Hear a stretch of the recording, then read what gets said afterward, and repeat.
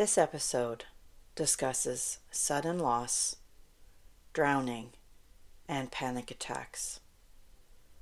Please take care while listening. Hi, and welcome back to After the Quiet. This is episode 29.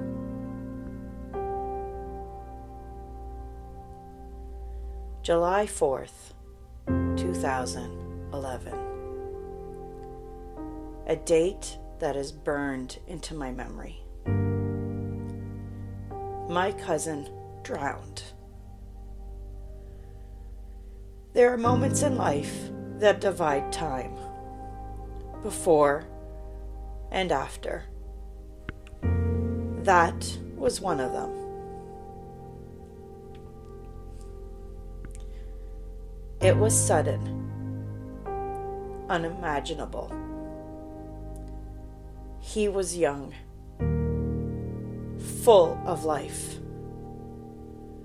And in one instant, everything changed for our family. Grief has a way of silencing everything else. The tension at home, the accusations, the walking on eggshells, the exhaustion. They didn't disappear, but they felt smaller.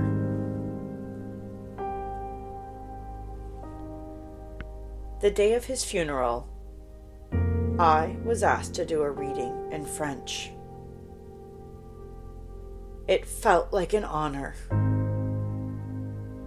but it also felt impossible. I remember sitting there in the pew, waiting for my turn. My heart started racing.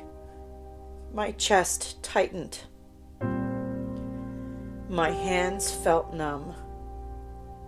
And there it was again. Another panic attack.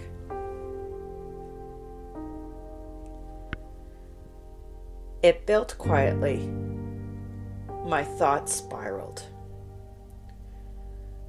What if I can't breathe? What if I faint? What if I can't get through the words? I remember gripping the paper, trying to slow my breathing, trying to stay present.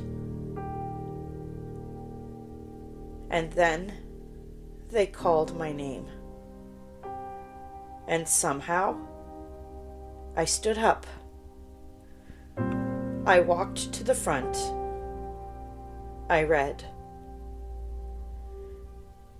I don't remember much of it. Just that I got through it. And that was the last panic attack I had for a long time. After that day, something shifted in me. Not in a healing way, but in a silencing way.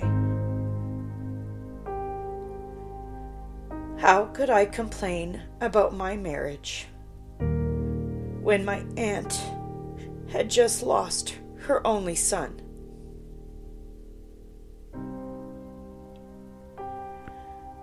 How could I think about stress at home when my uncle was suffering in silence? My problems felt selfish, insignificant, embarrassing. So I buried them deeper.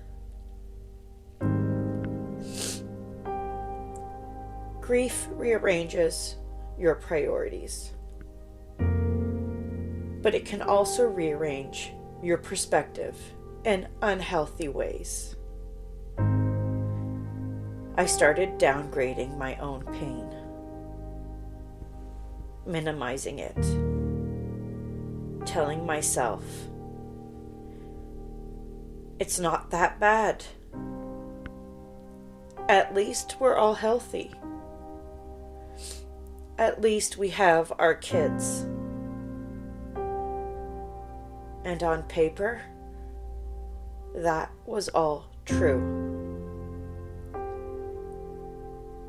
But emotional pain doesn't disappear just because someone else's tragedy is bigger.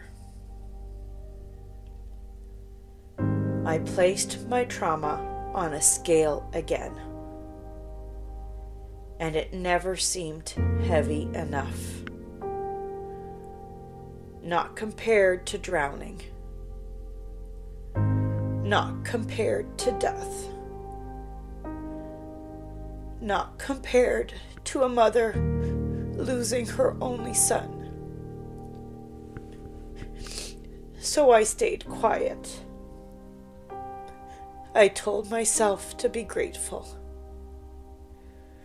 to stop being dramatic, to push through. Grief doesn't cancel abuse. Loss doesn't erase control.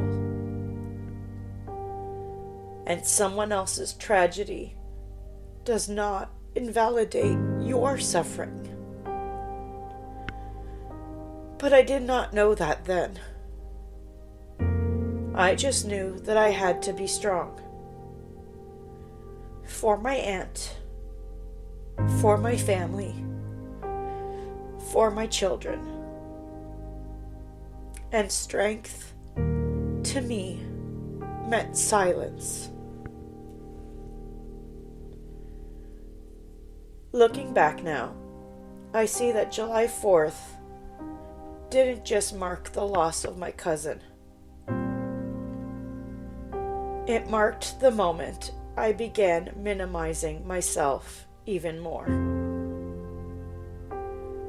It was easier to focus on supporting everyone else. Easier than asking why I felt anxious all the time. Easier than asking why I felt small in my own home. If you have ever told yourself, my problems aren't that bad, other people have it worse, I should just be grateful. I want you to hear this. Pain is not a competition. You are allowed to grieve.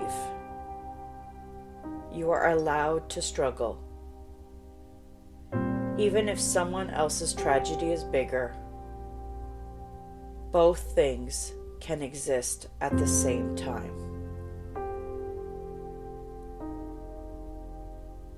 July 4th changed my family forever. And quietly, it changed me too.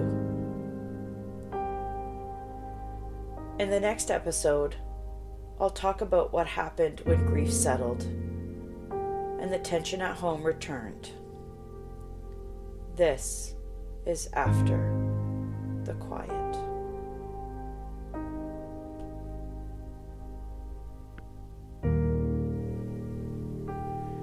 Please remember to subscribe to this podcast and share it with others who might need to hear my story.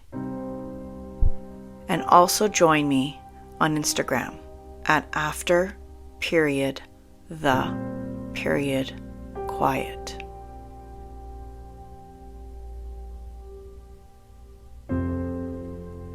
If you recognize parts of my story in your own, please reach out to someone who can give you support, or look for that support in your community. You are not weak for needing help. You are human. Your voice deserves to be heard.